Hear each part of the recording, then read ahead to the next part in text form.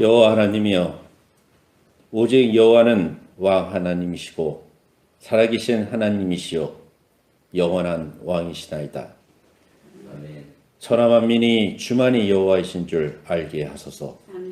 주의 영광이 하늘과 땅에 가득하나이다.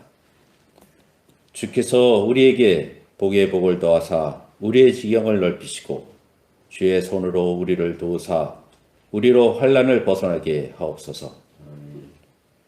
여호와 하나님이여, 우리를 생각하사 응답하시고 우리의 눈을 밝히소서. 우리는 오직 주의 사랑을 의지하오니 우리의 마음은 주의 구원을 기뻐하며 주께서 베푸시는 덕을 우리로 하여금 찬송케 하옵소서. 대한민국을 위해 기도드립니다. 여호와여, 도우소서. 강건한 자와 충실한 자들을 도우소서. 여호와여, 일어나소서. 하나님이여, 손을 두옵소서. 우리를 잊지 마옵소서. 하나님의 나라인 대한민국을 지켜 주옵소서. 곳곳에서 날뛰며 이웃에게 거짓을 말하는 악인들을 물리쳐 주옵소서. 심판하여 주옵소서. 악인들의 팔을 꺾으소서. 악한 자의 악을 더 이상 찾아낼 수 없을 때까지 찾으소서. 하나님의 자녀인 우리들을 위하여 악인들을 심판하사 세상에 속한 자가 다시는 우리를 위협하지 못하게 하옵소서. 우리를 승리케 하옵소서. 낮은 교회를 위해 기도드립니다. 낮은 교회와 이용숙 목사를 통해 주님의 뜻이 이루어지기를 원합니다. 낮은 교회를 통해 주께 피하는 모든 사람들은 주의 보호로 말미암아 영원히 기뻐하게 하옵시고 우리를 지키사 이 세대부터 영원토록 보존하시어 주를 기뻐하고 즐거워하며 지존하신 주의 이름을 영원토록 찬송하게 하옵소서. 아멘. 오늘 낮은 교회에 모여 주님께 경배드리는 저희와 가족들, 생중계를 통해 예배드리는 하나님의 자녀들, 낮은 교회를 후원하는 한 명 한 명을 하나님 아버지께서 모두 기억하시고 축복하여 주옵소서. 아멘. 이 모든 말씀은 우리 주 예수 그리스도의 이름으로 기도드렸습니다. 아멘. 할렐루야, 감사합니다. 또 주일을 맞이해서 낮은 교회를 통해서 또 아버지께 경배와 찬양을 올릴 수 있게 허락하신 은혜에 감사드렸고 또 감사드립니다. 제가 낮은 교회가 있다는 것 자체가 다른 분들은 모르겠지만 저한테는 아주 귀해요. 왜냐하면 제가 교회를 안 다니고 있었기 때문에 낮은 교회가 있어서 제가 예배를 이렇게 드릴 수 있고 찬양도 교회에서 할 수 있게 허락하여 주셔서 감사드립니다. 낮은 교회를 통해서 생중교회를 통해서 또 예배 드리시는 분들도 같은 마음이실 거예요. 낮은 교회가 있어서 너무 다행이다라는 생각을 하실 줄 믿습니다. 오늘 역대상 7장 공부한다고 제가 올려놨었습니다. 너무 신기한 게 아무 상관이 없는 이스라엘 사람들이 그 족보를 공부하고 앉아 있는데 우리나라의 일들과 너무 똑같이 맞아 떨어져 가는 게 저도 너무 신기할 따름이에요. 예전에 성경을 이렇게 여러 번 읽었지만 성경을 역대상을 읽을 때에는 이런 마음을 안 주시고 이런 해석할 그런 눈을 안 주시고 귀도 안 주셨는데 이제는 요새 읽을 때마다 지금 현재의 상황들과 하나님께서 이야기해 주시는 상황들이 너무 지금의 상황을 위해서 대본을 쓴 것처럼 딱딱 맞아 떨어져가는 성경 말씀을 보면서 정말 성경은 달고 오묘한 말씀이구나. 정말 평생의 주야로 묵상해야지 되는 것이구나. 그 모세가 죽기 전에 얼마나 그 이스라엘 백성들의 불순종과 인간들의 그 타락함, 또 앞으로 이스라엘 백성들이 죄 지을 거를 생각하면서 계속 잔소리를 하잖아요. 신명기 6장 5절부터 9절까지. 너는 마음을 다하고 뜻을 다하고 힘을 다하여 네 하나님 여호와를 사랑하라. 오늘 내가 너에게 명하는 이 말씀을 너는 마음에 새기고 네 자녀에게 부지런히 가르치며 집에 앉아있을 때든지 길을 갈 때든지 누워있을 때든지 이 말씀을 강론할 것이며 너는 또 그것을 네 손목에 메어 기호를 삼고 네 미간에 붙여 표로 삼고 또 네 집 문설주와 바깥문에 기록할지니라. 이렇게 이야기를 계속해요. 이 모세오경이 계속 이야기가 한 10번도 더 나오는 것 같아요. 얼마나 잔소리를 해제끼는지. 그러니까 이 아버지의 말씀 모세오경을 주야로 묵상하면서 여기 역대상 7장에서는 이제 요단강 동편이 아니라 요단강 서편 지파들의 족보를 이야기하고 있습니다. 근데 요단강 서편 지파들은 총 9지파가 있는데 거기에서 지금 5지파에 대해서만 그 이야기를 해주고 있는 여기 그 7장에 대해서 우리가 오늘 공부해 보겠습니다. 7장 1절 이사갈의 아들들은 돌라와 부하와 야숲과 스므론 4사람이며 돌라의 아들은 우시와 르바야요 여리엘과 야메와 입삼과 스무엘이니 그의 아버지 돌라의 집 우두머리라. 대대로 용사이더니 다윗 때에 이르러 그 수요가 22,600명이더라. 네, 여기까지 보시면 여기 용사들에 대해서 이야기를 하고 있는 모습을 볼 수 있어요. 다른 지파에 대해서 이야기할 때 용사들에 대해서 나오는 지파가 있고 용사들에 대해서 나오지 않고 있는 지파들이 있습니다. 용사라는 것은 건장한 남자예요. 건장한 남자들의 숫자가 많다는 것은 그만큼 하나님 아버지가 그 지파를 축복해 주셨다는 그 의미도 있고, 또 여기 역대상이라는 것은 이스라엘의 역사를 기록하고 있는 이 책입니다. 그렇기 때문에 이 역사 안에서 이 용사들이 많은 역할을 했었다고 알 수 있는 내용입니다. 3절 보겠습니다. 우시의 아들은 이스라히야요. 이스라히야의 아들은 미가엘과 오바댜와 요엘과 이시야 5사람이 모두 우두머리며 그들과 함께 있는 자는 그 계보와 종족대로 능히 출전할 만한 군대가 36,000명이니 이는 그 처자가 많기 때문이며 그의 형제 이사갈의 모든 종족은 다 용감한 장사라. 그 전체를 계수하면 87,000명이었더라. 네, 여기 이사갈 자손들은 아주 용사들이 많이 있는 것을 우리가 여기에서 볼 수 있습니다.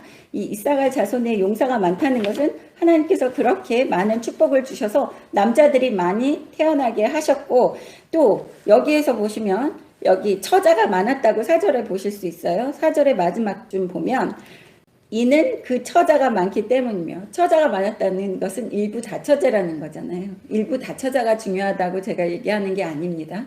일부 다처제라는 것은 그 여자들을 다 먹여 살릴 수 있는 경제적인 능력이 됐었다는 소리예요. 그래서 하나님의 축복이 그 자손에게 많이 태어날 수 있는 그런 것만 주신 것이 아니라 재물까지 같이 주셨다는 것을 여기에서 볼 수 있습니다. 처자가 많았다. 그래서 지금도 예수 믿는다고 그러면서 여기저기 애인들 만드시면 안 된다는 거예요.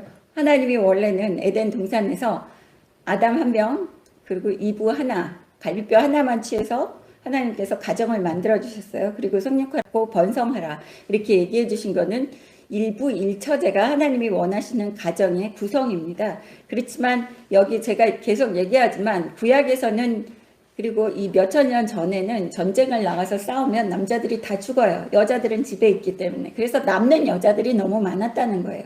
그래서 계대 결혼이라는 것도 있어서 그 형제가 죽으면 그 형제, 남편의 형제한테 자식이 없으면 그 아내로 가서 먹을 거를 다 공급해야지 되는 남자들이 얼마나 힘들었겠어요. 그렇죠? 그러니까 아내가 많다고 해서 좋은 게 아닙니다. 여기에서 군사들이 이사갈 지파에서는 아주 많이 있었다는 것을 몇몇 명 이렇게 계속 이야기가 나오는 것을 보면 이 가나안 족속과 싸울 때 또 이스라엘을 일으킬 때 많은 역할을 했었다는 것을 우리는 읽으면서 알 수 있습니다. 6절 보시겠습니다. 베냐민의 아들들은 벨라와 베겔과 여디아엘 3사람이며 벨라의 아들들은 에스본과 우시와 운디엘과 여리목과 일이 5사람이다. 사람 그 집의 우두머리요 큰 용사라. 그 계보대로 계수하면 22,034명이며 베겔의 아들들은 스미라와 요아스요 엘리에셀과 엘리오에네와 오므리와 여레목과 아비야와 아나돗과 알레메시니 베겔의 아들들은 모두 이러하며 그들은 다 그 집의 우두머리요 용감한 장사라. 그 자손을 계보에 의해 계수하면 22,000명이며 여디아엘의 아들은 빌한이요 빌한의 아들들은 여호수와 베냐민과 에훗과 그나아나와 세단과 다시스와 아히사할이니 이 여디아엘의 아들들은 모두 그 집의 우두머리요 큰 용사라. 그들의 자손 중에 능히 출전할 만한 자가 17,200명이며 이의 아들은 숲인가 웃빔이요 아헬의 아들은 후심이더라. 네, 여기에서 보시면 베냐민 지파도 아주 많은 군사들이 있는 것을 볼 수 있습니다. 여기에서 용사라라는 이야기가 또 많이 나오고 있고, 또 우두머리라는 그 단어가 나오는 것을 볼 수 있어요. 7절에 보시면 중간에 세 번째 줄에 그 집의 우두머리요 큰 용사라 나오시죠. 그리고 또 9절에도 그 집의 우두머리요 용감한 장사라 이렇게 얘기가 나오는데 이스라엘의 제일 첫 번째 왕이 사울 왕이었어요. 그 사울 왕은 그 베냐민 지파의 소속의 왕입니다. 그리고 베냐민 지파에서는 사사도 나왔었어요. 여기에 사사 에훗에 대해서 10절에 나오고 있는 것을 볼 수 있습니다. 사사 에훗은 이 사사기 3장 12절부터 그 사람에 대해서 우리가 읽어보고 용감한 용사로서 우두머리 노릇을 했다는 것을 우리가 알 수 있습니다. 사사기 3장 12절 가겠습니다. 이스라엘 자손이 또 여호와의 목전에 악을 행하니라. 이스라엘 자손이 여호와의 목전에 악을 행함으로 여호와께서 모압 왕 에글론을 강성하게 하사 그들을 대적하게 하시매 에글론이 암몬과 아말렉 자손들을 모아 가지고 와서 이스라엘을 쳐서 종려나무 성읍을 점령한지라. 이에 이스라엘 자손이 모압 왕 에글론을 8배 동안 섬기니라. 네. 이렇게 종살이처럼 이 공물을 바치고 섬기고 있는 이스라엘 백성들을 볼 수 있어요. 근데 제가 읽으면서 좀 위안을 받는 것이 계속해서 인간들이 하나님을 실망시키고 죄만 짓고 마음대로 지 멋대로 살고 있는 모습을 보면서 선택된 이스라엘 백성도 그런데요, 아버지. 이 대한민국은 예수 믿는다고 이렇게 뭐 기록할 때 보면 기독교 이렇게 쓰는 사람들 그렇게 많지 않잖아요. 반도 안 되잖아요. 근데 여기 선택된 이스라엘 백성들은 여기는 대부분 90% 이상이 이스라엘 민족들 안에서는 그 아버지께서 DNA로 선택했는데 이 사람들도 이렇게 그러는데 우리는 조금 봐주세요 하는 기도가 나오더라고요. 그래서 모세오경을 좋아하는 게 추한 인간들의 모습이 다 나와요. 성경은 너무 추해서 읽고 싶지 않은데 그래도 내 아버지랑 예수님이 나오시기 때문에 너무 통쾌하고 기분이 좋아서 그래서 읽게 되는 거예요. 인간들의 하는 짓을 보면 욕밖에 안 나오고 아버지한테 얘네들 왜 이래요? 그리고 한탄밖에 안 나옵니다. 제가 저번 주에 설교를 편집하면서 들었는데 너무 막 목소리도 그렇고 단어도 그렇고 온통 막 가시가 돋쳐가지고 제가 강대상에서 너무 화가 나서 방방 뛰고 팔팔 뛰더라고요. 그래서 요번 주에는 좀 천천히 말도 좀 천천히 하고 우아하고 고상하게 좀 설교를 하려고 지금 노력 중이에요, 여러분. 나중에 가다가 좀 제가 막 방방 뜨면 이영숙 목사가 또 횟가닥 했구나 그냥 이해 좀 해주시기 바랍니다. 저도 제 마음이 아니라서요. 너무 동화되는 거예요, 읽으면서. 네, 여기에서 보시면 그래서 모압 왕을 하나님께서 강성하게 하셨다고 하는 거예요. 그래서 우리가 죄를 지으면 우리를 괴롭히는 악인들이 힘을 발하고 강성하게 돼서 우리를 짓밟는다는 것을 여기에서 또 사사기에서 또 에훗을 공부하면서 또 알게 되는 거예요. 그래서 지금의 대한민국이 그리고 우리 예수 믿는 사람들이라고 하는 사람들이 그 지금의 빨갱이 좋아하는 정권 때문에 괴롭힘을 당하고 고통스럽게 생각하는 이유는 하나님께서 그 우리의 적을 강성하게 하셔서 우리를 괴롭히게 허락하셨다는 거예요. 그렇죠? 그런데 사람들은 삼천포로 빠져서 아버지께 집중해서 그 문제의 근본인 아버지와의 관계를 회복하는 것이 아니라 다른 데서 자신의 문제를 해결하려고 하는 사람들이 문제라는 거예요. 지금 현재를 살고 있는 우리들도 하나님의 자녀들은 내 삶에서 뭔가가 문제가 있다. 그리고 내가 뭔가가 해결이 안 된다. 제가 아까 준비 찬양하면서도 말씀드렸잖아요. 그 제가 기분이 나빠가지고 막 화가 나 있는 상태로 찬양을 하면 찬양이 이렇게 높이 올라가지도 않는다 그랬잖아요. 찬송가를 부를 수 있는 목소리가 안 나옵니다.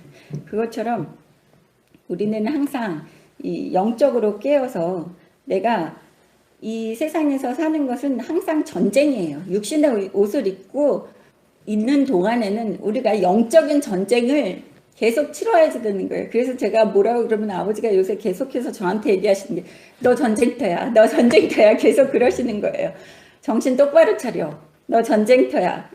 그래서 아버지 저는 집에서 편하게 그거는 네 육신만 그렇지 네 영적으로는 전쟁터에서 네가 계속 전쟁하고 있지 않니? 라는 얘기를 하세요. 우리의 마음에 내가 하나를 선택을 할 때 내 기준으로 모든 것을 선택한다는 것은 전쟁에서 패했다는 거예요. 하나부터 10까지 내 삶에서 작은 거 하나라도. 그래서 우리는 무엇을 선택하고 내 행동 하나를 할 때에도 내가 전쟁터구나. 전쟁터에 있기 때문에 내가 살려면 내 영을 살리려면 어떠한 선택을 해야지 하는지 그것을 돌아보고 고민하고 생각하고 선택을 해야지 된다는 거예요. 선악과 나무의 열매를 먹은 것처럼 아무 생각 없이 와이프한테 잘 보이겠다고 이브한테 잘 보이려고 그냥 아담이 덥석 먹어가지고 추방당했잖아요. 그래서 우리는 하나부터 열까지 그 먹는 거 사과 한 입 깨물어 먹는 게 뭐가 그렇게 대단한 거예요. 그죠? 그러니까 우리는 가벼운 거 하나도 고심을 하고 이게 전쟁터구나. 전쟁터에서 이쪽으로 내가 이렇게 선택하면 내가 죽는 거고 이쪽으로 이렇게 선택하면 내가 사는 거라는 것을 항상 명심하고 살아야지 되는 것입니다. 그것이 깨어있는 신부의 자세예요. 늘 깨어있고 등불을 준비한 사람들의 자세라는 것입니다. 보겠습니다. 15절. 이스라엘 자손이 여호와께 부르짖으며 여호와께서 그들을 위하여 한 구원자를 세우셨으니 그는 곧 베냐민 사람 게라의 아들 왼손잡이 에옷이라.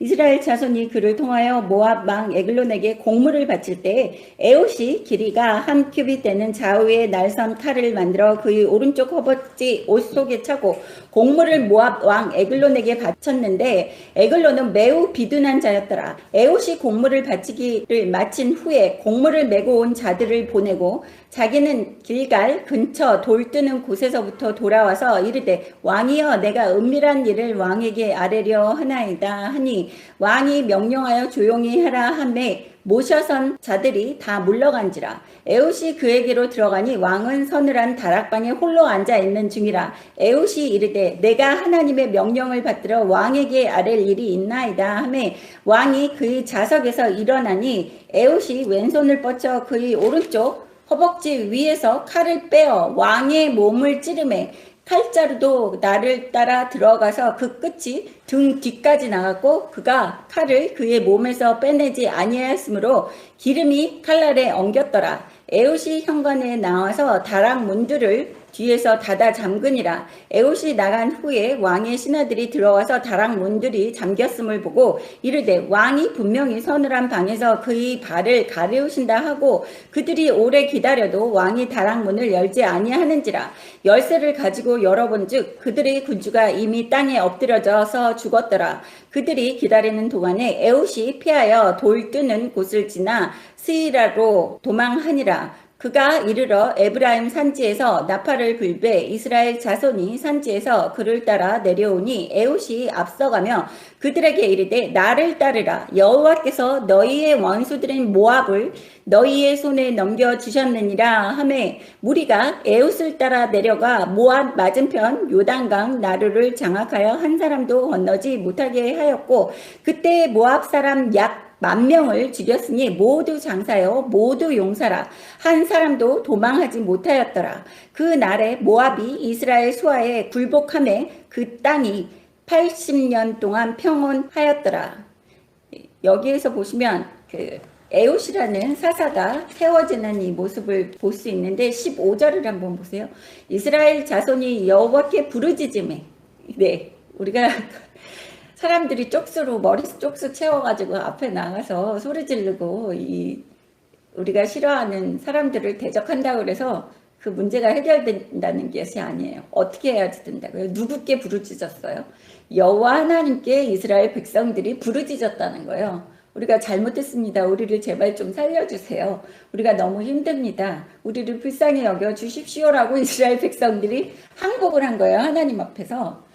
그러니까 자신들의 교만을 내려놓고 이제 나는 아무것도 할 수 있는 게 없으니까 이제 하나님밖에 쳐다볼 수 있는 그 방법이 없다는 거예요. 이제 해볼 거는 다 해본 이스라엘 사람들인데 너무 고통스러우니까 이제 계속해서 공물을 바쳐야지 되고 이 모압의 왕이 계속 괴롭히니까 이제 이스라엘 백성들이 부르짖으니까 하나님이 그들을 위해서 누구를 세웠어요? 한 구원자를 세우셨다고 15절에 나오는 것을 볼 수 있어요. 쪽수로 하는 게 아니라는 거예요. 하나님께 부르짖으면 아버지의 자녀들이 그러면 아버지가 그 한 병을 세워서 아버지가 하시는 일은 간단하게 하세요. 얼마나 간단한지 보십시오. 여기에서 에옷이 칼을 갖다가 자기 몸속에 숨겨가지고 허벅지에 숨기고 이제 공물을 바치려고 그 곡물을 메고 간 짐꾼들이랑 다 같이 가서 그 왕에게 곡물을 내려놓은 다음에 그 곡물을 가지고 간 짐꾼들은 다 먼저 돌려보내요. 그리고 그 왕에게 얘기하는 게 내가 비밀스럽게 단둘이 이야기할 것이 있습니다. 근데 이 모압 왕이 보통 때는 안 그랬을 거예요. 적군이랑 어떻게 단둘이 있겠다고 그러면서 다락방에 들어가느냐고요. 단둘이 누구를 믿고. 이렇게 사람이 허점을 보이는 것도 하나님이 하시는 일이라는 거예요. 예. 이런 악인이 허점을 보였겠습니까? 그래서 단둘이 다락방에 들어갔는데 그때 에봇이 몸에 그 숨겨고 들어왔던 그 칼을 빼서 몸을 찔르는 거예요. 그래서 등짝까지 나왔다 그랬잖아요. 근데 이 에봇이라는 사람은 하나님이 주시는 지혜와 명철이 있는 거예요. 그 칼을 뺐으면 피가 흘러서 계속 내려갔을 거 아니에요. 그런데 그 칼을 빼지 않고 계속 놔뒀더니 어떻다고 그래요? 22절에 보시면 그 칼을 그의 몸에서 빼내지 아니하였으므로 기름이 칼날에 엉겼더라. 비대한 사람이기 때문에 기름이 칼날에 엉겨서 이제 피가 나오는 곳까지 하나님이 막아주신 거예요. 그래서 밖에 있는 사람들이 에봇이 도망갈 때까지 이 왕이 죽었는지 안 죽었는지를 모르고 계속 기다리고만 있었던 거예요. 근데 이 다락방에 들어갔다는 것은 이제 다락방에 들어가서 그 왕이 발을 덮는다. 좀 신발을 벗고 편하게 좀 쉬는 공간이에요. 그런 쉬는 공간의 비밀한 장소에 적군 에후스라는 사사를 데리고 들어갔다는 것이 이게 보통 그냥 사람들의 생각으로는 할 수가 없어요. 바보가 됐나 봐요, 갑자기 이 왕이. 그것도 하나님이 하신 일이라는 거예요. 그래서 그 신하들이 계속 기다리는데 왕이 나오지 않고 아무 인기척이 없어서 계속 두들기는데 문도 잠겨있고 하니까 신하들이 마스터키를 가지고 가서 보조키로 문을 열어봤더니 벌써 왕은 죽어 있었다는 거예요. 에훗이 돌아가서 이제 이스라엘 사람들에게 그 이야기를 하고 그 27절 한번 보시겠습니다. 에훗이 이르러서 에브라임 산지에서 나팔을 불매 이스라엘 자손이 산지에서 그를 따라 내려오니 에훗이 앞서가며 그들에게 이르되 나를 따르라.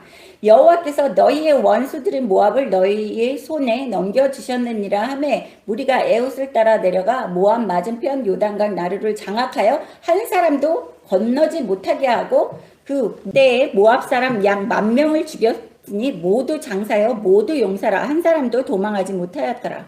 하나님이 하시는 일이에요. 10,000명을 다 죽였는데 장사고 용사를 죽였으니까 한 명도 넘어가지 못했어요. 그런 적군의 소굴에 에훗이라는 그 사사 혼자서 칼을 달랑 들고 몸속에 숨겨서 가서 그 적군의 우두머리를 칼로 찔러 죽이는 이러한 놀라운 강하고 담대한 이 모습을 볼 수 있어요. 이 사사들의 모습은 사사기를 읽어보면 아주 강하고 담대해요. 혼자서도. 다윗과 같이 강하고 담대해요. 우리의 육신의 눈으로 보면 혼자 있다는 거잖아요. 근데 혼자 있는 게 아니라는 거예요. 하나님을 의지하는 마음이 있고 하나님 아버지께서 늘 함께 하시면 우리는 강하고 담대하고 두려움 없이 살 수 있다는 것입니다. 그래서 여기에서 다 10,000명을 죽이고 80년 동안 평온하였더라. 이 80년 동안은 누가 살아있는 동안이에요? 사사 에훗이라는 사람이 살아있는 동안에는 평온하게 이스라엘 백성들이 살았다는 거예요. 그럼 몇 명이 있었어요?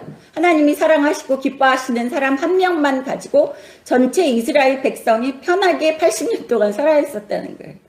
그 사람이 살아있는 동안에 얼마나 이 의미가 있는 말이에요. 그러니까 여러분 한 사람 한 사람이 아버지가 기뻐하시는 사람이 돼야지 된다는 거예요. 그러면 대한민국은 하나님 아버지께서 불쌍히 여기시고 살려주신다는 거예요. 문제는 아버지의 자녀들이 문제라고 제가 계속 설교하면서 이야기를 하고 있는데 성경에는 계속 아버지의 자녀 한 사람만 있어도 아버지께서 불쌍히 여기시고 구원해 주신다고 그러는데 그거를 몰라요. 사람들은 자기의 생각대로 계속 행동을 하겠죠.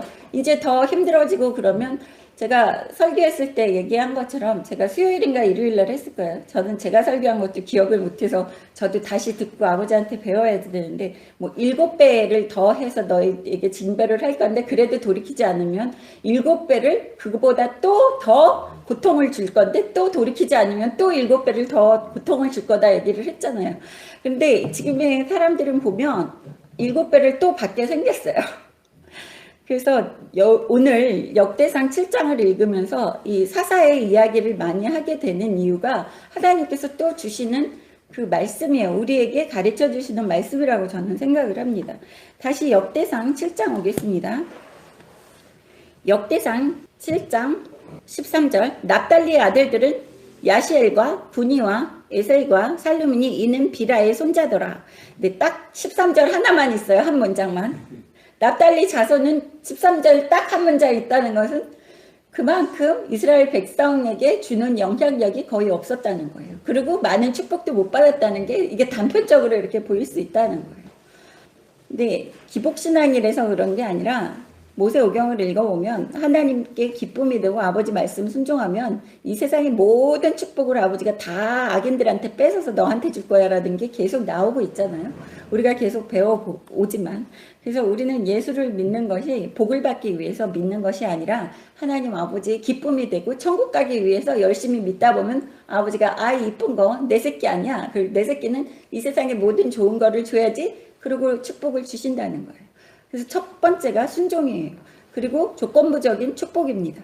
14절 보시겠습니다. 므낫세의 아들들은 그의 아내가 낳아준 아스리엘과 그의 소실 아람 여인이 낳아준 길앗의 아버지 마길이니 마길은 욱빔과 순빔의 누이 마아가라 하는 이에게 장가들었더니 므낫세의 둘째 아들의 이름은 슬로브앗이니 슬로브앗의 딸들만 낳았으며 마길의 아내 마아가는 아들을 낳아 그의 이름을 베레스라 하였으며 그의 아우의 이름은 세레스이며 세레스의 아들들은 울람이요 락이며 울람의 아들들은 분한이니 이는 다 길라 자손이라. 길라앗의 마길의 아들이요 므낫세의 손자이며 그의 누이 함몰레겟은 이스욱과 아비에셀과 말라를 낳았고 스미다의 아들들은 아히양과 세겜과 리키와 아미더라. 네, 여기에서 보시면 그 므낫세의 자손들에 대해서 또 이렇게 이야기를 하는데 그 우두머리다, 뭐 군인이 많았다, 용사가 많았다 이런 이야기를 하지를 않고 있지만 여기 15절에 한번 보시면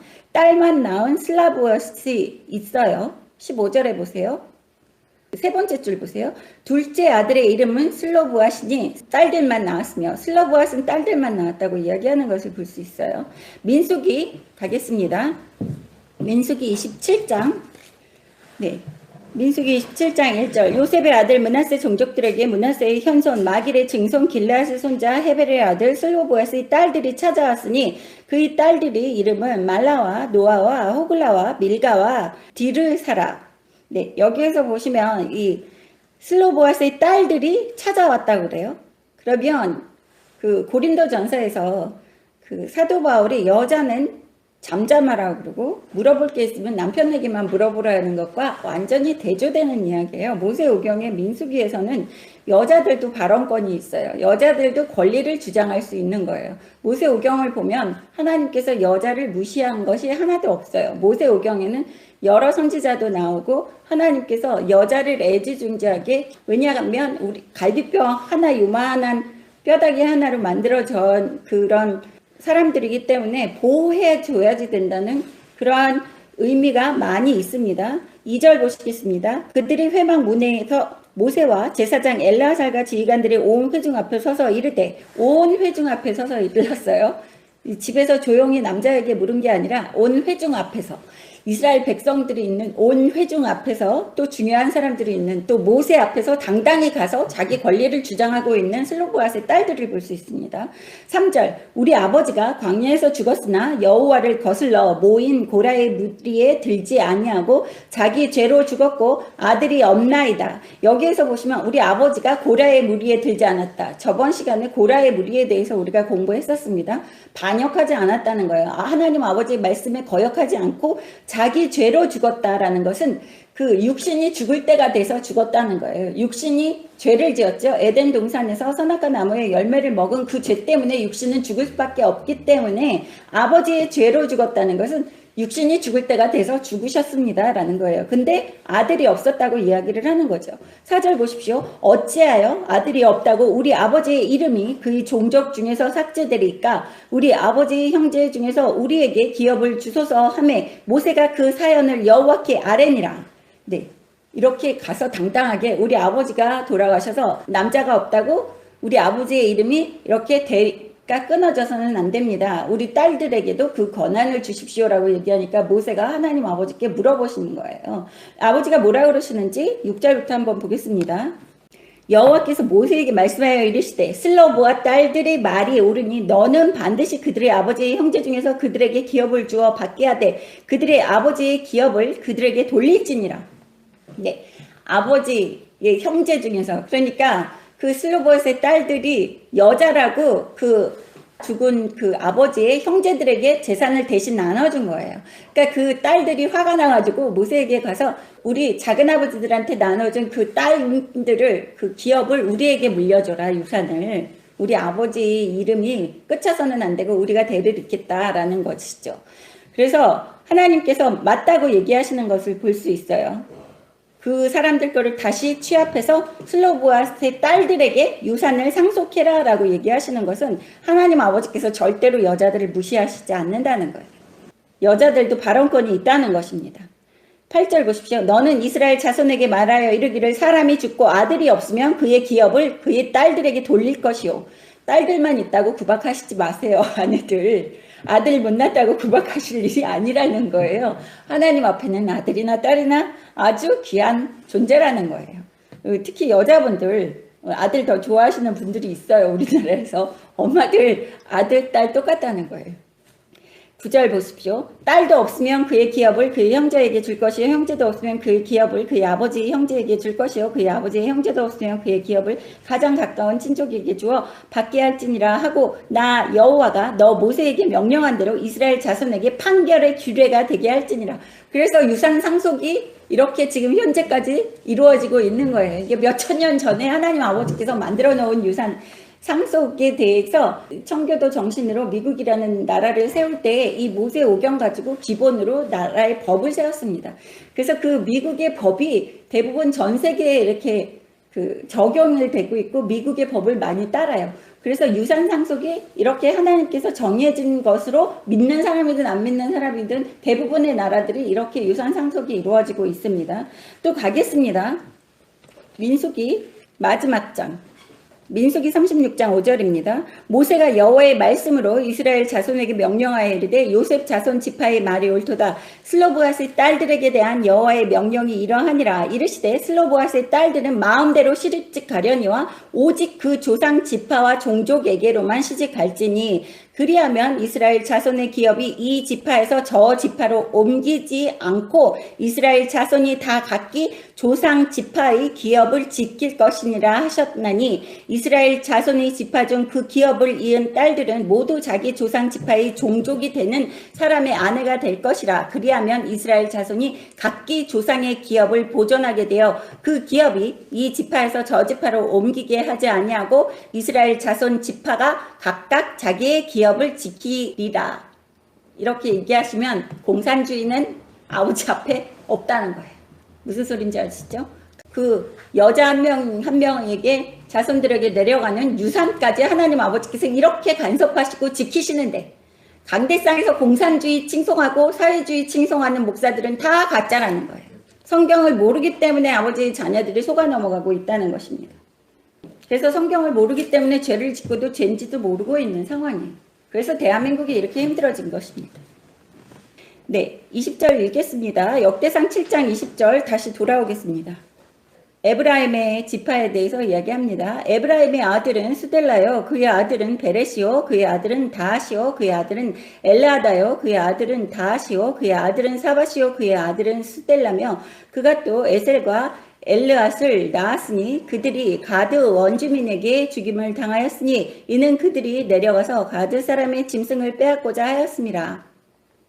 그의 아버지 에브라임이 여러 날 슬퍼함으로 그의 형제가 가서 위로하였더라. 그리고 에브라임이 그의 아내와 동침함에 임신하여 아들을 낳으니 그 집이 재앙을 받았으므로 그의 이름을 부리아라 하였더라. 에브라임의 딸은 세라이니 그가 아래 윗성 벳호른과 우센세라에라를 건설하였더라. 부리아의 아들들은 레바와 레셉이요, 레셉의 아들들은 델라요, 그의 아들들은 다한이요, 그의 아들들은 라단이요, 그의 아들들은 암미옷이요, 그의 아들들은 엘리사마요, 그의 아들들은 눈이요, 그의 아들은 여호수아더라. 네, 여기까지 보시면 이 여호수아라는 그 모세가 죽은 다음에 이스라엘 백성들을 이끌었던 그 여호수아가 에브라임 지파의 사람이라는 것을 우리는 알 수 있습니다. 제가 저번에 에브라임 지파의 여호수아였기 때문에 레위 지파가 아니어서 그 백성들의 나중을 자기가 죽은 다음에 누가 백성들을 이끌지를 신경을 쓰지 않고 죽었기 때문에 계속해서 사사들이 나타나고 있는 모습을 제가 이야기를 했었던 것을 기억하시면 되겠습니다. 그래서 여기 눈의 아들 여호수아들까지 이야기를 하고 있는 것을 볼 수 있어요. 28절 에브라임 자손의 토지와 거주지는 베델과 그 주변의 마을이요 동쪽으로 나아란이요 서쪽에는 거셀과 그의 주변 마을이며 또 세겐과 그 주변 마을이니 아사와 그 주변 마을까지이며 또 므낫세 자손의 지기에 가까운 베스안과 그 주변 마을 다아낙과 그 주변 마을 무기또와 그 주변 마을과 돌과 그 주변 마을이라. 이스라엘의 아들 요셉의 자손이 이 여러 곳에 거하였더라. 에브라임 자손은 여러 곳에 이렇게 거하고 있는 모습을 우리는 볼 수 있습니다. 다시 사사기 19장에 가서 또 사사에 대해서 또 공부를 해보겠습니다. 이 사사기 19장은 어떤 레위 사람이 첩에 대해서 이야기를 하고 있어요. 레위 사람과 그 첩에 대해서 이야기를 하는데 이렇게 이 레위 사람이 첩까지 거느릴 정도로 이스라엘이 타락했다는 거예요. 모세가 죽고 나서 여호수아도 죽은 다음에 이 사사기 때에 등장한 이 레위 사람의 이 첩과 레위 사람이 하는 행동을 보면 이스라엘이 얼마만큼 타락했는지를 우리가 볼 수 있는데 지금의 현재를 살고 있는 예수 믿는 사람들이 전 세계에서 얼마만큼 타락했는지가 여기에서 나오고 있는 것입니다. 19장 1절 보겠습니다. 이스라엘 왕이 없을 때 에브라임 산지 구석에 거류하던 어떤 레위 사람이 유다 베들레헴에서 첩을 맞이하였더니 에브라임 산지 구석에 거주하던 그러니까 에브라임이라는 게 아까 읽었을 때 여러 곳에 분포되어 있었다 그랬잖아요. 퍼져서 살고 있었다고 그러는데 그 에브라임 지파의 그 구석 중에서 어떤 레위 사람이 있었는데 베들레헴에서 첩을 맞이했대요. 베들레헴에서 첩을 맞이했다. 레위 지파고 레위 사람이고 하나님의 성막에서 하나님의 일을 하는 사람이 첩이 있었다는 거예요. 하나님이 기뻐하시겠습니까? 기뻐하시지 않죠. 그러니까 기뻐하시지 않는 일을 마구 행하고 있는 이스라엘 백성들을 볼 수 있어요. 이스라엘 백성이 아니라 지금으로 치면 목사라는 사람이잖아요. 주의 종이라는 사람이 첩이 있다는 거예요.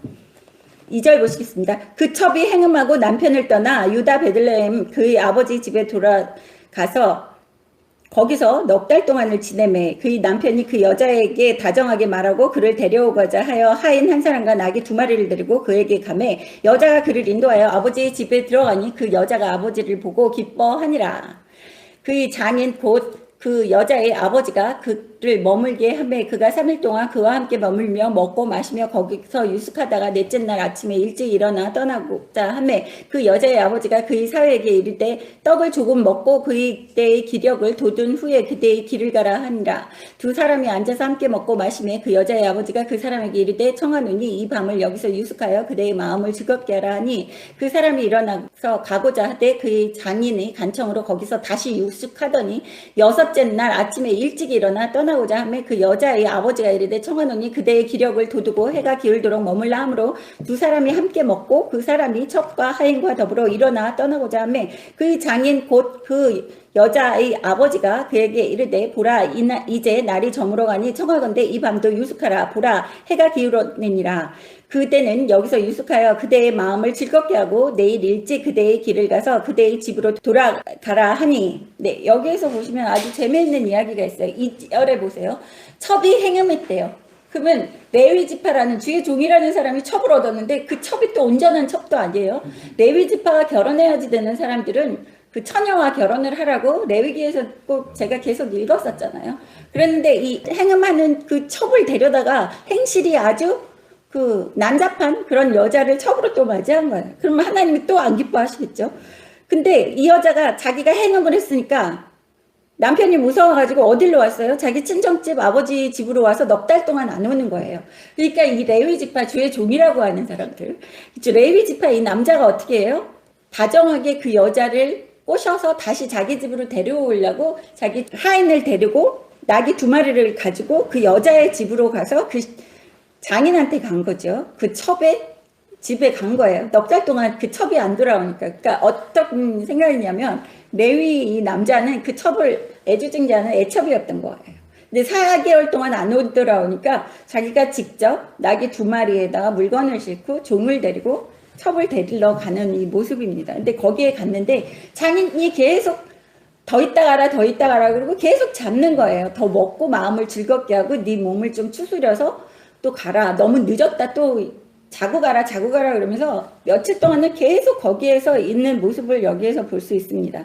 근데 이것은 왜 그랬을 것 같아요, 장인이? 자기 딸이 행음하고 왔기 때문에 사위가 자기 딸을 데리고 가면 딸이 고통스러운 생활을 할 것 같으니까, 아니면 사위가 막 때리든지 학대할까봐 이제 사위의 마음을 풀게 하느라고 이 노심초사에서 친정 아버지가 이렇게 계속 붙잡는 거예요, 사위를.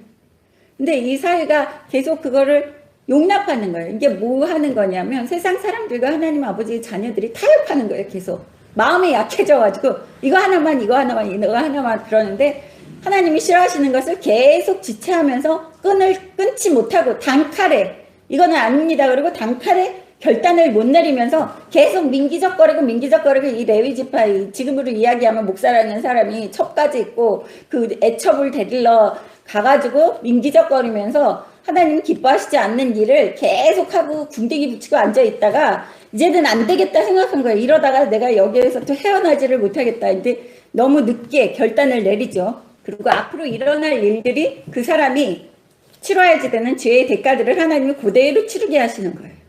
앞으로 읽어보겠습니다. 어떤 일이 있는지. 10절, 그 사람이 다시 밤을 지내고자 하지 아니하여 일어나서 떠나 여부스 맞은편에 이르렀더니 여부스는 곧 예루살렘이라 안장 지운 나귀 2마리와 첩이 그와 함께 하였더라. 네, 이 사람이 떠났어요. 이제 밤을 늦었는데 이제 느지막하게 그 장인의 권고를 뿌리치고 갔는데 어디예요? 여부스 맞은편에 이르렀는데 여부스는 곧 예루살렘이라. 그들이 여부스에 가까이 갔을 때 해가 지려 하는지라. 종이 주인에게 이르되 청하건대 우리가 돌이켜 여부스 사람의 이 성읍에 들어가서 유숙하시다 하니 주인이 그에게 이르되 우리가 돌이켜 이스라엘 자손에게 속하지 아니한 이방 사람의 성읍으로 들어갈 것이 아니니 기브아로 나아가리라 하고 또 그 종에게 이르되 우리가 기브아나 라마 중 한 곳에 가서 거기서 유숙하자 하고 모두 앞으로 나가더니 베냐민에 속한 기브아에 가까이 이르러 해가 진지라.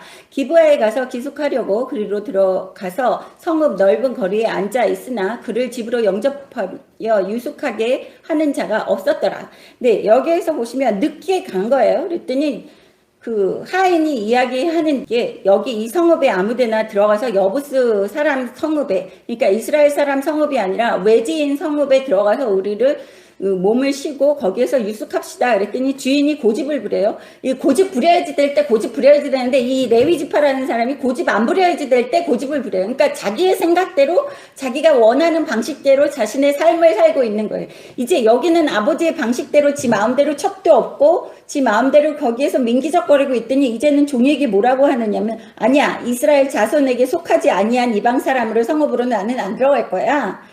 거기 말고 기브아나 라마 중에서 한 곳에 들어가서 우리가 유숙하자라는 거예요. 기브아나 라마는 이스라엘 사람들이 살고 있는 성읍이기 때문에 거길로 가자고 고집 부리는 거예요. 그러니까 지금을 현재를 살고 있는 예수 믿는다고 하는 하나님의 자녀들이 또 주의 종이라고 하는 사람들이 시시각각 다른 거예요. 요때는 하나님의 방식대로 하고 요때는 내 방식대로 한다는 것이 그대로 지금 현재의 세상의 사람들이 하는 행동들이 그대로 몇천 년 전의 사람의 여기에 모습에서 나오고 있는 것을 볼 수 있어요. 그죠? 그게 있었던 거예요. 자기는 계속 이스라엘 사람이 있는 성에서 나는 유숙할 거야. 그러고 거기에서 고집 부리면서 기브아로 갑니다. 그래서 기브아의 넓은 그 광장에 앉아 있는 거예요. 근데 이스라엘 사람들은 그게 있어요. 모세오경에 보면 나그네와 고아와 과부를 불쌍히 여기고 영접하고 대접하라 그러잖아요.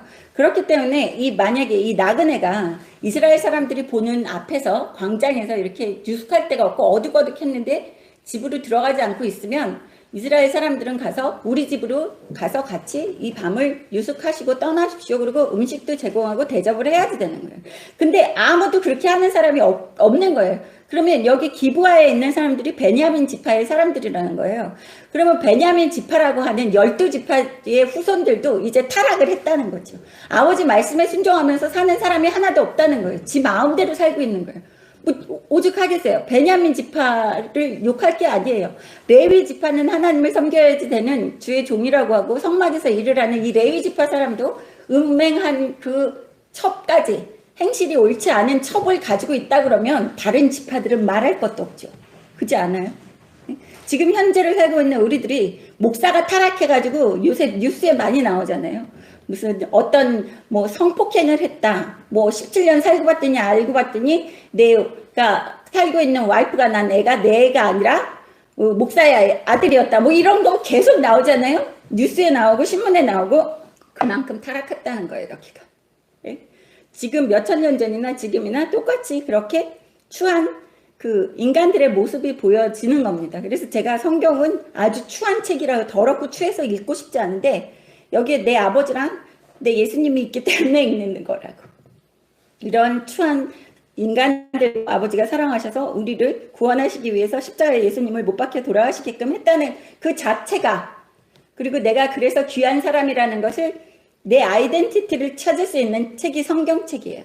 내가 보통 사람이 아니라 내가 이렇게 귀한 사람이 되었구나라는 것을 알 수 있는 게 성경책이라는 거예요. 그래서 막 살 수가 없어요. 성경을 읽어보면 내가 이 세상 사람들처럼 막 살 수가 없고 이 세상 사람과 타협해서 살 수 없고 내가 아버지 기대를 저버릴 수가 없다라는 것을 우리는 갖고 살아야지 돼요. 그래서 애지중지 이쁘게 사랑하면서 엄마나 아빠가 믿음을 주고 키운 아이들은 우리 엄마 아빠가 이렇게 나를 믿는데 이런 행동을 해서는 안 되라는 게 우리 육신의 자식들도 그런 마인드가 있어요. 자의식 그리고 자존감이 강해져요. 성경을 읽지 않으면 하나님 아버지의 자녀로서 자존감이 강해질 수가 없어요. 아버지 사랑을 못 느끼기 때문에. 아버지가 나를 이렇게 사랑하시고 그래서 나를 이렇게 보호하시고 축복을 해주시는데 내가 아버지의 기대를 저버릴 수가 없어 라는 자존감을 가져야지 되는 게 하나님 아버지의 자녀들이라는 것입니다. 그래서 여기에서 보십시오. 16절 보십시오. 저녁 때에 한 노인이 밭에서 일하다가 돌아오니 그 사람이 본래 에브라임 산지 사람으로 기브아에 거류하는 자요. 그곳 사람들은 베냐민 자손이더라. 그곳 사람은 베냐민 자손인데 에브라임 산지 사람이 같은 에브라임 산지죠. 이 레위 지파의 이 사람은 그 에브라임 산지 구석에서 살고 있는 레위 지파 사람인데 이 노인이 와서 같이 들어가는 모습을 17절에서 보겠습니다. 노인이 눈을 들어 성읍 넓은 거리에 나그네가 앉아있는 것을 본지라. 노인이 묻되 그대는 어디로 가며 어디서 왔느냐 하니 그가 그에게 이르되 우리는 유다 베들레헴에서 에브라임 산지 구석으로 가나이다. 나는 그곳 사람으로서 유다 베들레헴에 갔다가 이제 여호와의 집으로 가는 중인데 나를 자기 집으로 영접하는 사람이 없나이다. 우리에게는 나귀들에게 먹일 집과 여물이 있고 나와 당신의 여종과 당신의 종인 우리들과 함께 한 청년에게 먹을 양식과 포도주가 있어 무엇이든지 부족함이 없나이다 하는지라.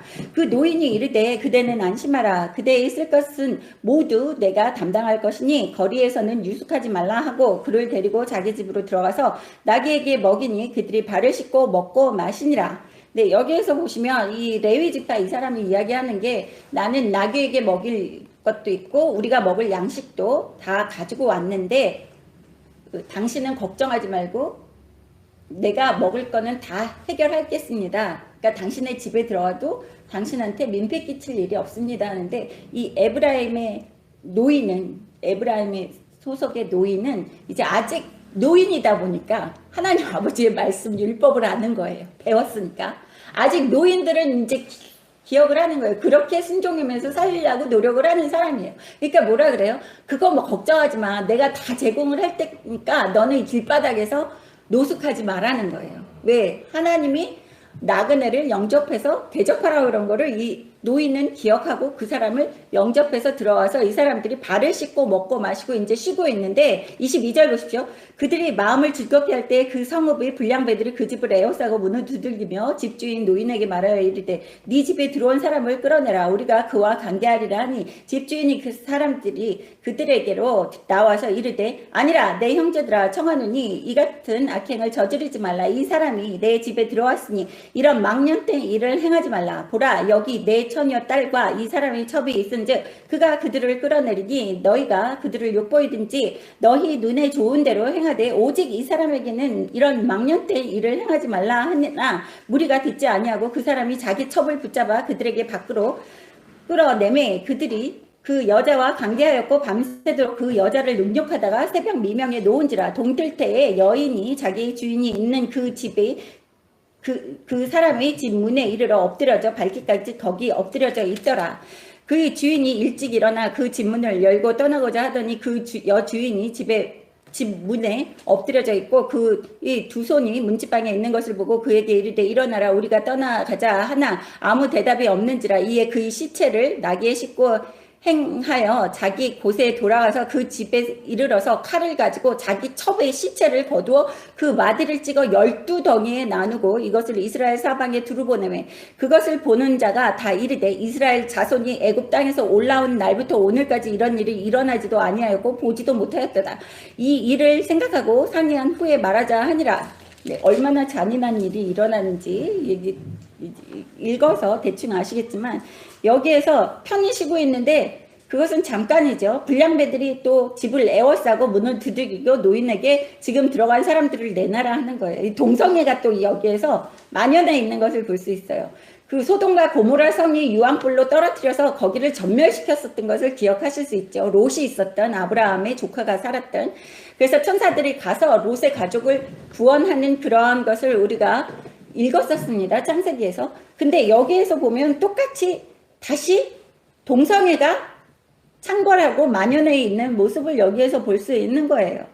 그죠? 아브라함 때면 지금 이 상황은 몇백 년이 지난 상황이에요. 근데 다시 악을 행하니까 뭐가 스며들어요? 성적인 타락이 들어온다는 거예요. 하나님의 말씀에 불순종해서 악을 행하면 똑같이 같이 동시에 들어오는 게 동성애라는 거예요. 그래서 여기에서 그 사람을 끌어내라. 우리가 그와 관계하리니. 똑같이 이야기해요. 천사들을 끌어내라. 우리가 그와 관계하리니 라고 롯한테 얘기한 것처럼 소돔과 고모라 성에서 여기에서 이 사람들도 똑같이 그렇게 얘기하는 거예요. 남자들과 관계하겠대요. 동성애. 지금 토요일날도 요즘에 그 광화문이나 우파 집회에 우파인 척 하면서 동성애 주장하는 사람들이 같이 태극기 들고 태극기 집회에 합류하는 것을 제가 봤습니다. 사진 찍은 걸. 제가 아는 분이 저한테 보여주셨어요. 이중재 형제님이 거기 자주 다니시니까 사진을 다 찍어 오셔서 저한테 보여주시더라고요. 그 사람들이 거기에 같이 섞였대요. 예, 그러면 이제 뭐 예수 믿는다는 기독교인들과 그냥 우파 사람들과 그 다음에 정치하는 그 야당 사람들과 또 자신의 이득 챙기려고 하는 사람들과 동성애 합법화 시키려고 그러는 사람들과 다 거기가 꼴꼬리지기 돼 있다는 거예요. 근데 내 아버지는 항상 까마귀 노는 곳에 백노양하지 마라 그러세요. 근데 지금 오늘 배우는 그 내용 안에 우리가 지금 이런 세상을 살 때 어떻게 행동을 해야지 되는지 우리가 에옷이라는 사사를 통해서도 알았죠. 예. 이스라엘 백성들이 고통스러울 때 누구를 찾았다고요? 하나님 아버지를 찾았다는 거예요. 자신의 힘에 의지하죠. 여기에서 보십시오. 그래서 이 집 주인이 그 노인이 뭐라 그래요? 그 사람들한테 우리 집에 온 손님에게는 그렇게 하지 말아라. 나한테는 시집 가지 않은 딸이 있다. 그 시집 가지 않은 딸을 너한테 줄게 라고 이야기를 해요. 근데 우리 김 집사님이 이 이야기를 제가 1년도 더 전에 설교를 했었어요. 사사기를 배울 때. 그랬을 때 그 예배 끝나고 차에서 물어보시더라고요. 아니 왜 사람들이 자기 딸이고 자기 아내고 그렇게 아무렇게나 생각해서 이렇게 주느냐고. 근데 그때 사람들은 이 개념이 갈비뼈라는 개념이에요. 자기 분신이라 그래서 마치 자기 손을 잘라서 주는 것처럼 생각을 하는 거예요. 자기 분신이기 때문에 내 딸을 주면서까지도 하나님께서 모세오경에서 나그네를 보호하고 불쌍히 여기고 해야지 되는 것처럼 나그네가 내 집에 들어온 그 사람에게는 해를 끼쳐서는 절대 안 된다고 생각을 하기 때문에 롯도 그렇고 자기 딸 둘을 주겠다고 그랬고 또 여기에서 이 노인도 자기 딸을 주겠다고 그러는 거예요. 근데 어떻게 하겠어요? 이 레위 지파라는 이 남자가 그 노인의 딸을 주라고 그냥 놔두겠어요? 그러니까 자기가 애지중지해서 애첩 때문에 4개월 동안 돌아오지 않는 애첩을 찾으러 왔다가 이런 봉변을 당했는데 하나님이 그 애지중지하는 그 애첩을 내치게 만드시는 이 모습을 볼 수 있어요. 이 레위 지파 사람이 그 주인의 딸이 나간다고 그러는데도 싫다 그러는 이 남자들한테 그 애첩을 던져주니까 아무 소리를 안 하는 것을 볼 수 있어요. 이것도 하나님이 하시는 일이에요. 다 싫다 그랬어요. 이 사람들은 계속해서 고집부리고 싫다 그랬어요. 처녀 딸도 싫다 그랬어요. 막 싫다 그랬는데 그 레위 지파 그 남자가 내 첩을 줄게 그러고 그 여자를 그냥 줬더니 이 남자들이 이 여자를 데리고 가서 밤새도록 농락하고 이 여자를 얼마나 괴롭혔으면 26절에 보세요. 동틀 때까지 여자를 괴롭힌 거예요. 와가지고 그 집 앞 문에 엎드려져서 죽었어요. 이 여자가. 얼마나 괴롭혔는지. 그래서 그 주인이 일찍 문을 나가려고 이렇게 봤는데 거기에 여자가 와서 죽어 있는 거예요. 그러니까 일찍 집 앞에서 나가려고 그랬다는 것은 이제 레위 지파의 그 사람이 첩에 대해서는 관심도 없다는 거예요. 4개월 동안 돌아오지 않은 첩을 찾으러 왔음에도 불구하고 이제 첩을 집어 던져줬잖아요. 그 동성애하고 미친 사람들한테. 그 사람들한테 집어 던져줬음에도 불구하고 이제는 그냥 그 첩도 데리고 가질 생각도 안 하고 혼자 가겠다고 그러고 일찌감치 문을 열었는데 거기에 여자가 죽어 있는 거예요. 그랬더니 이 레위 지파 이 사람이 그 애첩을 데리고 자기 집으로 돌아가서 어떻게 했느냐면 칼을 가지고 몸을 12동강을 냈다는 거예요. 그게 할 수 있는 일이에요. 하나님께서 모세오경에서 레위 지파들은 어떻게 하라 그랬어요? 죽은 시체도 만지지 말라 그랬어요. 기억나시죠? 자기 피부치, 자기 부모 형제, 자식 이거 이외에는 죽은 시체도 만지지 말라 하는데 이 사람은 시체를 만지는 거를 떠나서 자기가 직접 칼로 몸을 12동아리를 이렇게 냈다는 거예요. 저 이거 읽으면서 소름이 작게 쳤어요. 레위 지파? 목사? 누구를 믿어요? 전 아무도 못 믿겠더라고요. 성경을 읽으면 읽을수록 인간에 대한 정리 똑 떨어져서 인간을 믿을 수가 없어요. 인간을 좋아할 수도 없고. 그래서 제가 항상 제 남편에게도 얘기하는 거, 자식에게도 얘기하는 거, 나는 다이렉트로 너희를 사랑할 수 없다. 나는 자식도 못 믿고 남편도 못 믿는데 나는 아버지를 통해서 보증인을 아버지를 세워서 아버지 내 남편이 나한테 이렇게 안 할 거라고 나는 아버지를 믿습니다.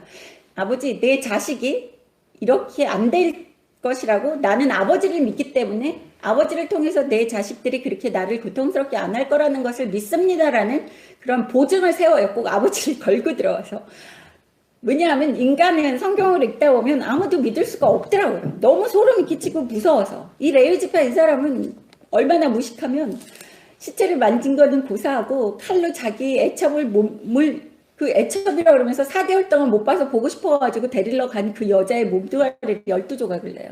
20절 보십시오. 이에 모든 이스라엘 자손이 단에서부터 브엘세바까지 길르앗 땅에서 나와 그 회중에 일제히 미스바에서 여호와 앞에 모였으니 온 백성이 어른 곧 이스라엘 모든 지파의 어른들이 하나님이 백성이 흉회에 섰고 칼을 빼는 보병은 40만 명이었으며 이스라엘 자손이 미스바에 올라간 것을 베냐민 자손이 들었더라. 이스라엘 자손이 이르되 이 악한 일이 어떻게 일어나는지 우리에게 말하라 하니 레위 사람 곧 죽임을 당한 여인의 남편이 대답하여 이르되 내가 내 첩과 더불어 베냐민에 속한 기브아에 유숙하러 갔더니 기브아 사람들이 나를 치러 일어나서 밤에 내가 묵고 있던 집을 에워싸고 나를 죽이려고 하고 내 첩을 욕보여 그를 죽게 한지라. 내가 내 첩의 시체를 거두어 쪼개서 이스라엘 기업의 온 땅에 보냈더니 이는 그들이 이스라엘 중에서 행음과 망령된 일을 행했기 때문이라.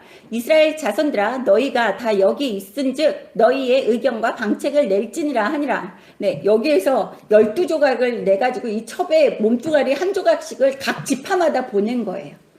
이 레위 지파 이 남자가 화가 나가지고. 그랬더니 다들 놀래가지고 사람의 살덩어리가 이렇게 왔잖아요. 다 놀래가지고 그 지파들이 다 모인 거예요. 이스라엘 지파들이. 그 우두머리들이 모여서 이게 무슨 일이야? 이게 어찌된 일이야? 그랬더니 그 레위 지파의 그 첩의 남편이었던 그 남자가 이야기를 하는 것이죠. 그 얘기를 다 한 거예요. 내 첩이 와서 죽었다. 밤새도록 농락하고. 그래서 8절 보겠습니다. 모든 백성이 일제히 일어나 이르되 우리가 한 사람도 자기 장막으로 돌아가지 말며 한 사람도 자기 집으로 돌아가지 말고 우리가 이제 기브아 사람에게 이렇게 행하리니 곧 제비를 뽑아서 그들을 치되 우리가 이스라엘 모든 지파 중에서 100명의 10명, 1000명의 100명, 10,000명의 1000명을 뽑아 그 백성을 위하여 양식을 준비하고 그들에게 베냐민의 기브아에 가서 그 무리가 이스라엘 중에서 망년때 일을 행한 대로 징계하게 하리라 하니라. 이와 같이 이스라엘 모든 사람이 하나같이 합심하여 그 성읍을 치려고 모였더라. 네, 하나같이 모든 지파가 모여서 이제 군사를 형성해서 베냐민 지파를 쳐들어가는 거예요. 이제사 그게 어떤 거예요? 제가 항상 얘기하는 거, 버스 떠난 다음에 손 흔든다는 거. 예, 탄핵 전에 미연에 방지하고 예수 믿는 사람들이 그 촛불 집회하는 사람들 그리고 국민들이 이상하게 생각할 때 예수 믿는 사람들이 아니다. 그리고 예수 믿는 전국의 30% 예수쟁이들이 와가지고 촛불 집회 주변을 다 둘러쌌다고 생각을 해보세요. 예? 그때는 같이 예수 믿는다 그러면서 촛불 든 사람들이 한두 명이 아니었을 거예요. 예? 제정신 못 차리고. 그래놓고 뭐 이제 와가지고 버스 다 지난 다음에 손은 들어요. 이제 할 것은 아버지께 여호와 하나님께 부르짖는 일밖에 없어요. 에우스처럼. 그러면 아버지 하나님께서 한 명을 세우시겠죠. 근데 사람들은 아직도 그것을 모른다는 겁니다.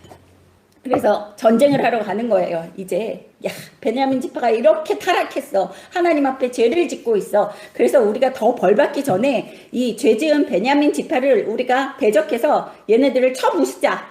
하나님 아버지 말에 순종을 안 했어. 이러면서 지인 멋대로 생각하는 거예요. 도토리 키재기예요. 지네도 순종 안 한 거고 베냐민 지파도 순종 안 한 거예요.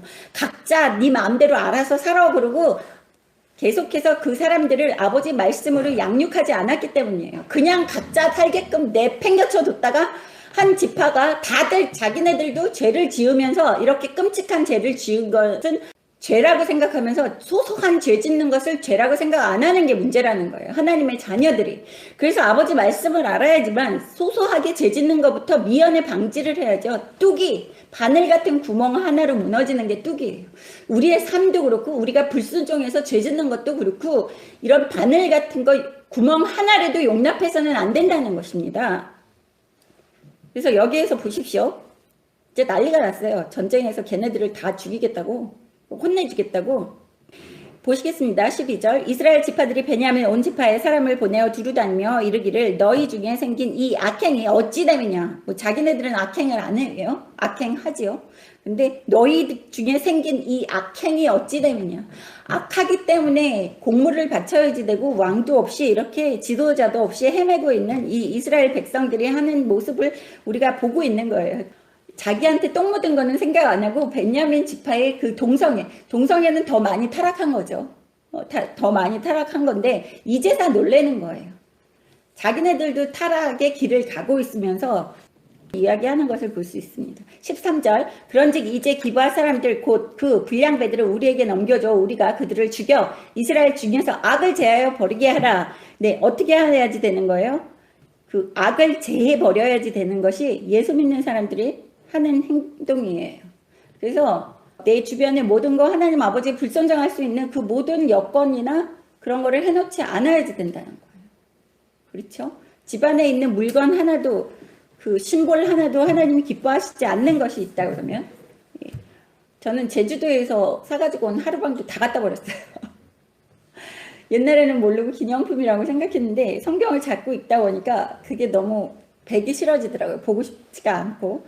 그래서 우리는 우리 삶에서 이 조금만치도 눈꼽만치도 그 연관되게 되어서는 안 된다는 것입니다. 또 너무 율법주의자라고 얘기를 하실 분이 있겠지만 그래도 그 아버지 좋아하시는 건 나도 좋아하고 아버지 싫어하시는 건 나도 싫어하게 해주십시오라고 기도를 계속 하다 보니까 어떤 거는 점점 좋아지고 싫어지고 있어요. 14절 보겠습니다. 도리어 성읍들로부터 기브아에 모이고 나가서 이스라엘 자손과 싸우고자 하니라. 네, 베냐민 사람들이 이스라엘 사람들의 얘기를 듣고 이제 항복하는 것이 아니라 가서 그 불량배들도 넘겨주지 않고 우리가 싸울 거야 너희들과 그러면서 나머지 지파들에게 대들고 있는 이 베냐민 지파를 볼 수 있어요. 15절 그때 그 성읍들로부터 나온 베냐민 자손이 수는 칼을 빼는 자가 모두 26,000명이요. 그 외에는 기브아 주민 중에 택한 자가 700명인데 이 모든 백성 중에 택한 700명은 다 왼손잡이라 물매로 돌을 던지면 조금도 틀림이 없는 자들이더라. 네, 여기에서 왼손잡이라고 그러면 왼손잡이가 오른손잡이와 싸우면 이 상상을 초월해요. 왜냐하면 오른손잡이는 왼손잡이를 상대 안 해봤기 때문에 이 싸울 때 불리하다는 거예요. 그래서 왼손잡이가 많았다고 여기에서 이야기를 하고 있는 게 아무리 이스라엘 백성들이 여기에서 여러 지파들이 40만 명을 모으고 왔어도 피해가 서로가 크다는 거예요. 서로 죽고 죽이고 하고 있는 이 이스라엘 백성들끼리의 모습을 볼 수 있어요. 지금 예수 믿는다고 하는 사람들끼리도 그러잖아요. 저도 욕을 바가지로 먹고 있지만 서로가 네가 잘났다 내가 잘났다 같은 예수 믿는 사람들끼리 지금 하고 있는 행동이에요. 17절 보겠습니다. 베냐민 자손 외에 이스라엘 사람으로서 칼을 빼는 자의 수는 40만 명이니라. 다 전사라. 40만 명이나 몰려왔어요. 베냐민 집 하나를 위해서. 그랬는데 18절 이스라엘 자손이 일어나 베들에 올라와서 하나님께 여쭈어 이르되 우리 중에 누가 먼저 올라와서 베냐민 자손과 싸우리까 하니 여호와께서 말씀하실 때 유다가 먼저 갈지니라 하시니라. 이스라엘 자손이 아침에 일어나 기브아를 대하여 진을 치니라. 이스라엘 사람이 나아가 베냐민과 싸우려고 전열을 갖추고 기브아에서 그들과 싸우고자 하매 베냐민 자손이 기브아에서 나와 당일에 이스라엘 사람 22,000명을 땅에 엎드렸으나 이스라엘 사람들이 스스로 용기를 내어 첫날 전열을 갖췄 던 곳에서 다시 전열을 갖추니라. 이스라엘 자손이 올라가 여호와 앞에서 저물도록 울며 여호와께 여쭈어 이르되 내가 다시 나아가서 내 형제 베냐민 자손과 싸우리까 하니 여호와께서 말씀하시되 올라가서 치라 하시니라. 근데 여기에서 계속 여기 여러 지파들이 하나님께 물어보고 올라가는 거예요. 누가 먼저 나가서 싸워요? 그러니까 유다 지파가 먼저 나가. 그러시고 또 거기에서 나가서 22,000명이 죽었다는 거예요. 40만 명이 전투에 나가가지고 2만 명 좀 넘기는 사람들과 싸워서 베냐민 지파들과 싸워서 왼손잡이가 많았지만 그래서 이렇게 패하고 들어와가지고 다시 전열을 갖추고 하나님 앞에 올라가서 저물도록 울면서 하나님께 또 여쭈어봤대요. 23절에 울면서 여쭈어봤는데 우리가 올라가서 또 싸울까요? 그랬더니 하나님께서 말씀하시고 올라가서 치라 하시니라. 네, 이게 뭐예요? 하나님이 계속 치라고 얘기하는데 무슨 차이가 있는지 한번 읽어보겠습니다. 24절 보세요. 그 이튿날에 이스라엘 자손이 베냐민 자손을 치러 나아가며 베냐민도 그 이튿날에 기브아에서 그들을 치러 나와서 다시 이스라엘 자손 18,000명을 땅에 엎드렸으니 다 칼을 빼는 자였더라. 네, 40만 명이 올라와서 그 전날에는 22,000명이 죽더니 이제 또 17,000명이 죽어서 내려온 거예요. 40만 명이. 그러니까 계속 패하고 있는 거예요. 쪽수로 되는 게 아니라는 거예요. 그래서 여기 26절 보겠습니다. 이에 온 이스라엘 자손 모든 백성이 올라가 베델에 이르러 울며 거기서 여호와 앞에 앉아서 그 날이 저물도록 금식하고 번제와 화목제를 여호와 앞에 드리고 이스라엘 자손이 여호와께 물으니라. 그때 하나님의 언약궤가 거기 있고 아론의 손자인 엘르아살의 아들 비느하스가 그 앞에 모시고 섰더라. 이스라엘 자손이 여쭈기를 우리가 다시 나아가 내 형제 베냐민 자손과 싸우리까 말리까 하니 여호와께서 이르시되 올라가라. 내가 내일 그를 네 손에 넘겨주리라 하시는지라. 하나님이 그냥 올라가라만 얘기하시지 않고 너가 이기게 해주겠어 라고 얘기를 해요. 근데 왜 무슨 차이가 있어요? 그냥 올라가서 하나님이 기뻐하시는 방식이 아닌 내가 치러 올라갈 거예요. 그러니까 네 마음대로 한 거예요. 유다지파 한번 올라가 봐. 그렇게 얘기하시고 또 오늘도 올라가서 싸울까요? 그랬더니 올라가. 그래 올라가서 싸워. 니네들이 올라가서 싸우려고 모였잖아. 40만 명이. 이 얘기예요. 근데 여기에서 뭐라 그래요? 26절에 온 이스라엘 자손 백성이 올라가서 정성을 다했다는 거예요. 온 정성을 다하고 우리의 마음을 다해서 하나님을 섬기고 제사도 드리고 하나님의 기쁨이 되는 사람이 됐다는 거예요. 그게 차이라는 거예요. 광화문에서 아무리 쪽수가 많이 몰려서 하나님이 앞에 예배를 드린다 그래도 그래 니네들 하고 싶은 대로 해봐. 지금 이 얘기가 어쩌면 이렇게 똑같이 나오는지 제가 깜짝 놀랐어요. 오늘 역대상 7장 어제도 또 주보 만들면서 오늘은 또 무슨 얘기를 하나 이렇게 지파들 이야기만 이렇게 많은데 근데 아버지가 또 그 생각을 나게 하시고 이 얘기를 해주라고 그러신 거예요. 베냐민 사람들과 또 레위 지파 사람들 또 사사에 대해서 나오기 때문에 그래서 여기에서 하나님께서 이제 기뻐 받으셨다는 거예요. 기도도 기뻐 받으시고 그 예배도 기뻐 받으신 거예요. 화목제, 번제 이런 것도 기뻐 받으시고 또 온 이스라엘 백성이 정성을 다해서 했다는 거예요. 그래서 하나님께서 내가 이제 너희들을 이기게 해줄게. 29절 이스라엘이 기브아 주위에 군사를 매복하니라. 그래서 예수 믿는다 그러면서 축복 못 받는 이유는 내가 온 정성을 다해서 나의 온 영과 육을 다하고 내가 갖고 있는 모든 것을 다해서 집중해서 하나님을 섬기지 않으면 축복이 없다는 거예요.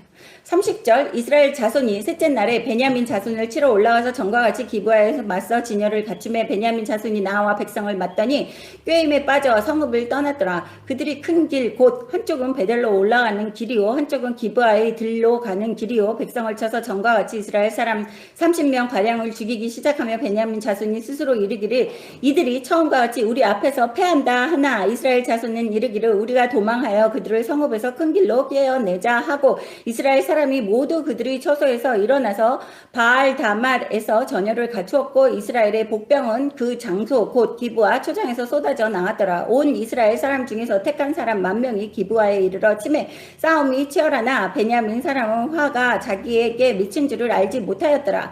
여호와께서 이스라엘 앞에서 베냐민을 치심해 당일에 이스라엘 자손이 베냐민 사람 25,000명을 죽였으니 다 칼을 빼는 자였더라. 네, 이제사 하나님께서 치셨대요. 아까는 계속해서 그냥 전쟁하러 지들끼리 올라간 거고 하나님이 전쟁을 안 하시면 우리는 이길 수가 없다는 거예요. 여러분 아무리 쪽수로 여러분이 모이시고 단합하고 뭐 유명한 목사들이 모여서 찬양을 하고 기도를 올리고 설교를 해도 하나님이 움직이시지 않으면 우리는 쪽수가 아무리 많아도 질 수밖에 없다는 거예요. 그래서 여기에서 보시면 하나님이 같이 올라와서 베냐민 지파를 너희 손에 넘겨줄게 니네가 승리할 거야 라는 얘기까지 들어야지 되는 거예요. 우리는 움직일 때 내가 하고 싶은 것만 얘기하면 아버지가 해 그래 네 마음대로 해 전쟁해 이거예요. 근데 끝까지 들어야지 돼요. 내가 그들을 네 손에 붙이리라 넌 승리할 거야. 그리고 아버지가 같이 동행하시니까 지혜를 주신 거예요. 그래서 이 나머지 지파들이 또 올라가서 이제 베냐민 지파가 3일째 된 3번 쳐들어오는 것을 보고 맨 처음에 22,000명 죽이고 17,000명 죽였으니까 이제 우습게 본 거죠. 그래서 이 사람들은 꾀를 낸 거죠. 하나님이 주시는 지혜로 꾀를 내었는데 베냐민 사람들은 이제 교만이 가득 차 있어서 막 죽이러 쫓아 나온 거예요. 자기네 지역을 자기네 성을 지키지 않고 사람들이 막 쫓아서 도망가는 그 군인들만 쫓아서 와서 30명을 죽였대요. 그 30명이 미끼로 사용된 거죠. 근데 그 30명이 죽였는데 그때 그 나머지 군사들이 베냐민 지파를 멸하고 베냐민 지파는 그날 25,000명이 다 죽었다는 것을 여기에서 볼 수 있습니다.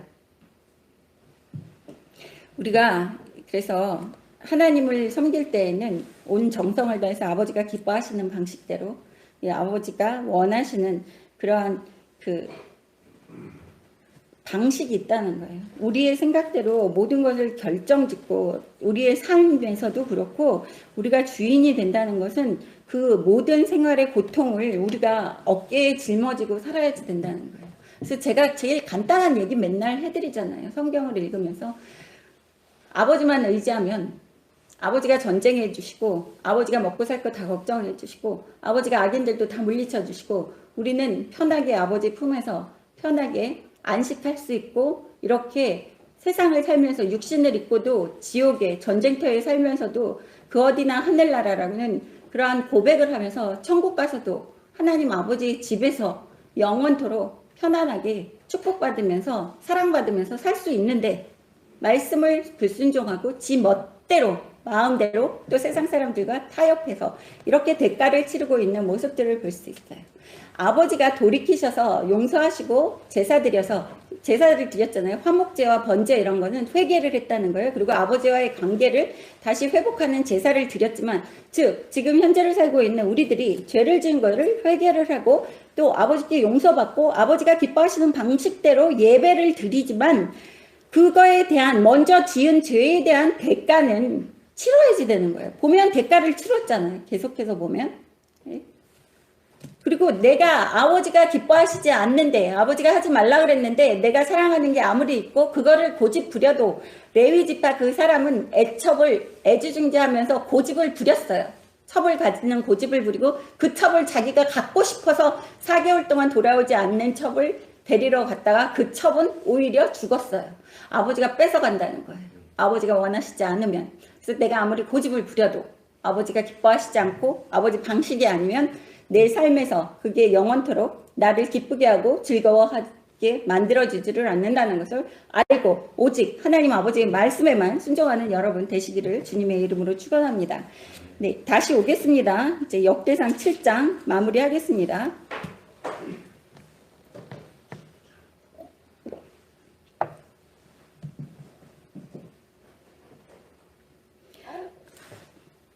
(30절) 아셀의 아들들은 임나와 이스와와 이스위와 브리아요. 그들의 매제는 세라이며 브리아의 아들들은 헤벨과 말기엘이며 말기엘은 비르사이스의 아버지이며 헤벨은 아블렛과 소멜과 호담과 그들의 매제 수아를 낳았으며 야블렛의 아들들은 바삭과 빔할과 아스와시니 야블렛의 아들들은 이러하니 소멜의 아들들은 아히와 로가와 호바와 아람이요 그와 그의 아우 헬렘의 아들들은 소바와 임나와 셀레스와 아마리요 소바의 아들들은 수아와 하른네벨과 수알과 베리와 아므라와 베셀과 훗과 사마와 실사와 이드란과 부에라요 예델의 아들들은 여분네와 비스바와 아라요 울라의 아들들은 아라와 한니엘과 니시아이니 이는 다 아셀의 자손이며 우두머리요 전선된 용감한 장사요 방백의 우두머리라 출전할 만한 자를 그들의 계보대로 계수하면